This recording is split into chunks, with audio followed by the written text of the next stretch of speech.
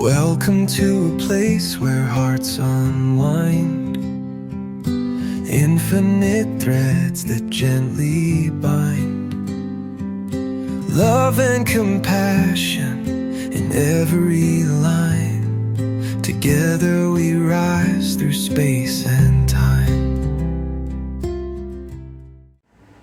Hey, welcome back to Infinite Threads. I'm your host, Bob. This week, we're exploring the hidden intelligence of love. We began with the quiet pull love sometimes gives us before we know why.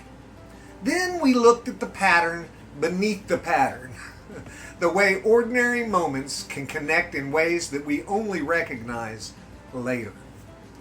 Today, I want to talk about recognition.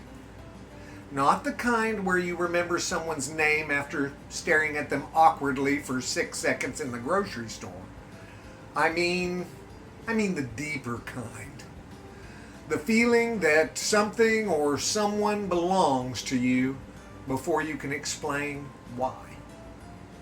A person you've just met feels strangely familiar. A place you've never been seems to welcome you. A conversation opens, and within minutes, you're speaking more honestly than you expected. These things don't happen all the time. If they did, we'd probably stop trusting it. But when it does happen, it can feel like the heart has noticed something before the mind has finished checking the guest list. There are people who arrive in our lives exactly that way. At first, they may seem ordinary. A coworker, a neighbor, someone online, a friend of a friend. But something about them feels easy in a way that surprises us. You don't have to perform quite as much, and you don't have to explain every corner of yourself. They understand the joke. They hear the pause. They make room for your odd little habits, your history, your tenderness, your weirdness. And they don't make you feel strange for carrying any of it. I'm sure we all know people like this. That kind of recognition is a gift. It doesn't mean that the relationship will be perfect either. Familiarity is not magic. Even the people who feel like home can misunderstand us, disappoint us, or need grace from us. But there is something powerful about being known without having to fight so hard for it. I think the soul gets tired of translating itself. We spend so much of life adjusting. We learn how to speak in certain rooms. We learn what parts of ourselves to soften, hide, explain, or defend. We figure out who can handle our full laugh, our full grief, our full honesty. Then, once in a while, someone comes along and the guard drops just a little. Not because we decide to be careless, but because something in us says, this feels safe. That word matters, guys. Safe. Real home is not just a location, it's a quality of presence. Home is where you can breathe. Home is where you are not constantly bracing. Home is where your heart does not have to stand at attention. That can happen with people, and it can happen with places too. Maybe there's a town or a porch, a room or a church, theater, trail, a kitchen or a studio, a certain chair even, by a certain window. And the first time you were there, something in you settled. You may not have known why. You may still not know why. But the place seemed to say, you can put some of the weight down here. I think love speaks that language. It gives us spaces where we can become less defended. Not careless and not naive, just open enough to remember who we are. And maybe that's part of what the heart recognizes when it recognizes home. It recognizes where love has room to move. Sometimes we don't notice how tense we've been until we find ourselves with someone who lets us relax. We don't notice how lonely we felt until one conversation makes us feel accompanied. We don't notice how long we've been holding our breath until a place, a person, or a moment allows us to exhale. That exhale is sacred. It's easy to overlook because it doesn't make much noise. But I think some of the most meaningful love in a life feels like that.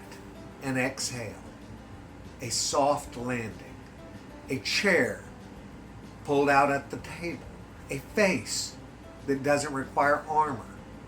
When the heart recognizes home, it's not always dramatic. Sometimes it's just a quiet thought. Oh, there you are.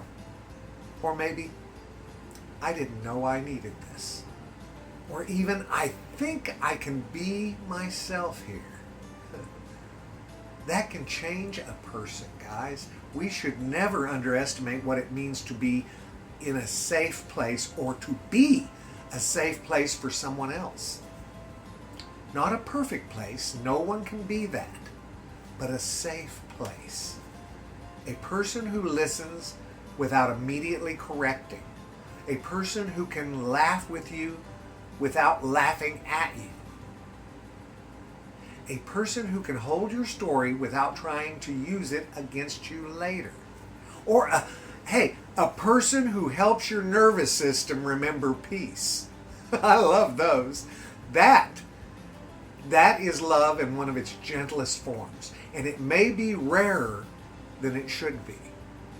The world often rewards sharpness. It rewards speed, certainty, branding, performance, and the ability to look like you have it all figured out.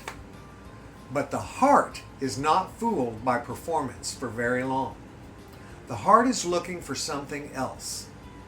It is looking for warmth. It is looking for truth. It's looking for places where love is not just talked about, but felt. And maybe that is why we recognize certain people before we understand them. Love has a kind of scent to it. Not literally, though I suppose if love smelled like fresh coffee and cinnamon rolls, I wouldn't complain. Would you? But there's a quality. You feel it in the way that someone treats the waiter. You hear it in the patience that they give a child, and you notice it in how they speak about people who can't help themselves. The heart pays attention to those things. It recognizes the atmosphere that love creates. And when we encounter that atmosphere, something in us leans closer. That doesn't mean every familiar feeling should be followed without wisdom. We still need discernment. Some things feel familiar because they're healthy. Others feel familiar because they repeat old patterns that we haven't healed yet. And that's worth saying. The heart is wise, but wounds can be loud. So love asks us to listen deeply, not impulsively. A true sense of home does not require us to shrink. It doesn't ask us to betray ourselves, and it doesn't feed on fear, control, or confusion. A true home makes us more whole. It helps us become more honest. It gives us courage to be gentle. And that is how we begin to know the difference. Love's familiarity enlarges us. It doesn't trap us. So today, maybe we can pay attention to the places and people who help us become more ourselves. Who makes you breathe easier? Think about it right now. Who makes you breathe easier? Who helps you feel less alone in your own life? Where do you feel invited back into the best part of yourself?